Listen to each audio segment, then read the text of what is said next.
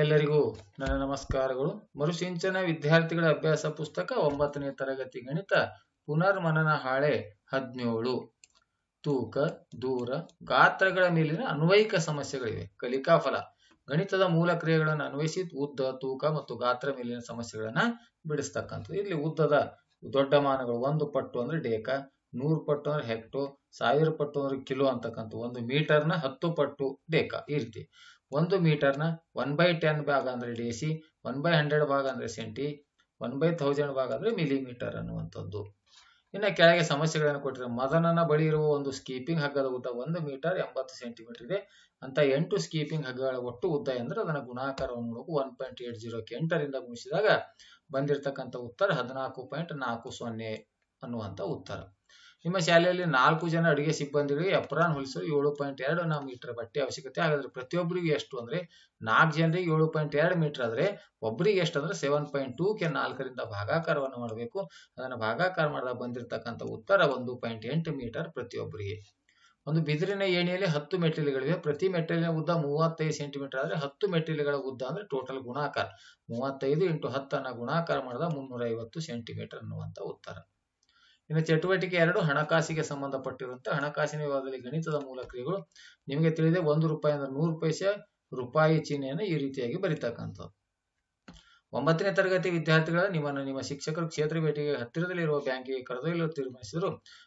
ಪ್ರತಿ ವಿದ್ಯಾರ್ಥಿ ಬಳಿಯ ಪ್ರಯಾಣದ ಖರ್ಚು ಅಂತ 20 ರೂಪಾಯಿ ಅಂತ ತೆಗೆದುಕೊಂಡರು. ಹಾಗಾದ್ರೆ ನಿಮ್ಮ ತರಗತಿಯ ಸಂಗ್ರಹವಾದ ಒಟ್ಟು ಹಣ ಎಷ್ಟು? 20 ರೂಪಾಯಿ ಒಬ್ಬರಿಗಾದ್ರೆ ನಿಮ್ಮ ತರಗತಿ ಅಂದ್ರೆ ನಮ್ಮ ಶಾಲೆ ನೀವು ವಿದ್ಯಾರ್ಥಿಗಳು ಓದುವಂತ ಶಾಲೆ ಒಟ್ಟು ವಿದ್ಯಾರ್ಥಿಗಳನ್ನ ತೆಗೆದುಕೊಂಡು ಒಬ್ಬರಿಗೆ 20 ರೂಪಾಯಿ ಆದ್ರೆ ಟೋಟಲ್ ಖರ್ಚು ಎಷ್ಟು ಅಂತ. ಒಬ್ಬ ವಿದ್ಯಾರ್ಥಿಯ ಪ್ರಯಾಣ ಖರ್ಚು 20 ರೂಪಾಯಿ ಆದ್ರೆ 9ನೇ ತರಗತಿಯಲ್ಲಿ ನಮ್ಮ ಶಾಲೆಯಲ್ಲಿ ಇರ್ತಕ್ಕಂಥ 130 ವಿದ್ಯಾರ್ಥಿಗಳಿಗೆ ತಗಲುವ ಖರ್ಚು ಅಂದ್ರೆ ಪ್ರಯಾಣದ ಖರ್ಚು ಎಷ್ಟು ಅಂದ್ರೆ 130 × 20 ಅಂದ್ರೆ 2600 ರೂಪಾಯಿ ಅನ್ನುವಂಥ ಉತ್ತರ. ಇನ್ನು ಎರಡನೇ ಲೆಕ್ಕ 2023-24ನೇ ಸಾಲಿನ 10ನೇ ತರಗತಿಯಲ್ಲಿ ಅತಿ ಹೆಚ್ಚು ಅಂಕಗಳನ್ನು ಪಡೆದವರಿಗೆ ದಾನಿಗಳೊಬ್ಬರು ಒಟ್ಟು 4000 ಶಾಲೆಗೆ ದಾನವನ್ನು ನೀಡಿದರು. ಆ ವರ್ಷದಲ್ಲಿ 8 ವಿದ್ಯಾರ್ಥಿಗಳು ಅತ್ಯುನ್ನತ ಶ್ರೇಣಿ ಗಳಿಸಿದರೆ ಅಂದ್ರೆ 4000 ರೂಪಾಯಿನ 8 ವಿದ್ಯಾರ್ಥಿಗಳಿಗೆ ಹಂಚಿದಾಗ ಪ್ರತಿಯೊಬ್ಬರಿಗೆ ಬರುವಂತಹ ಹಣ 500 ರೂಪಾಯಿ. ಇಲ್ಲಿ ಒಟ್ಟು ಹಣ ಅತ್ಯುನ್ನತ ಶ್ರೇಣಿಯಲ್ಲಿ ಪಾಸಾದ ವಿದ್ಯಾರ್ಥಿಗಳ ಸಂಖ್ಯೆ 8, ಪ್ರತಿಯೊಬ್ಬರಿಗೆ ದೊರೆಯುವ ಹಣ ಅಂದ್ರೆ ಅದನ್ನ ಭಾಗಾಕಾರವನ್ನ ಮಾಡ್ತಕ್ಕಂಥ. ಇನ್ನು ಚಟುವಟಿಕೆ 3 ತೂಕ ಮತ್ತು ಗಾತ್ರಕ್ಕೆ ಸಂಬಂಧಪಟ್ಟಿರ್ತಕ್ಕಂಥ.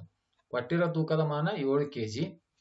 ಆನಂತರ ಪರಿವರ್ತಿಸಬೇಕಾದ ಮಾನ ಗ್ರಾಮ್. 1 kgಯಲ್ಲಿ 1000 ಗ್ರಾಮ್ ಅಂದ್ರೆ 7 kgಗೆ 700 ಗ್ರಾಮ್. ಅವು ಬೇರೆ ಬೇರೆ ಹೆಸರುಗಳನ್ನು ಬರೀತಕ್ಕಂಥ. ಯಾರು ಇದನ್ನ ಉತ್ತರವನ್ನು ಹೇಳಿದ್ದಾರೆ ಅದರ ಇದನ್ನ ಪರಿವರ್ತನೆಯನ್ನು ಮಾಡಿದ್ದಾರೆ.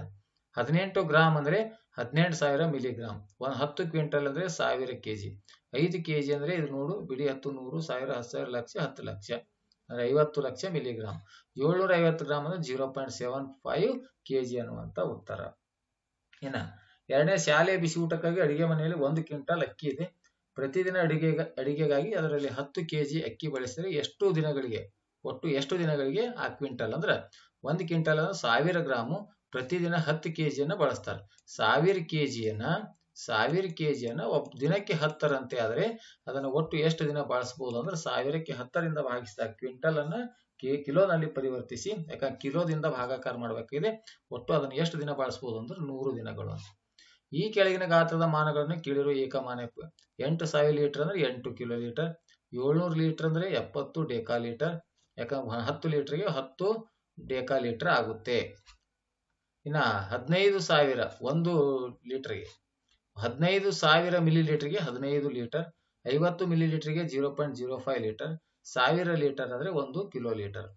ಇನ್ನು ಒಬ್ಬ ಮನುಷ್ಯ ಆರೋಗ್ಯದಿಂದಿರಲು ಪ್ರತಿದಿನ ಎಷ್ಟು ನೀರನ್ನು ಕುಡಿಬೇಕು? ನೀವು ಎಷ್ಟು ನೀರು ಕುಡಿತೀರಿ ವಿಚಾರ ಮಾಡಿ ಹಾಗೂ ಲೀಟರ್ ಅನ್ನು ಮಿಲಿ ಲೀಟರ್ಗೆ ಪರಿವರ್ತಿಸಿ. ನಾನು ದಿನಕ್ಕೆ ಕುಡಿಯುವ ನೀರು ಅಂದಾಜು 4 ಲೀಟರ್ ಕುಡಿತೇನೆ. ಅದನ್ನ ಮಿಲಿ ಲೀಟರ್ ಅಲ್ಲಿ ಮಾಡಿದಾಗ 4000 ಮಿಲಿ ಲೀಟರ್ ಅನ್ನುವಂಥದ್ದು.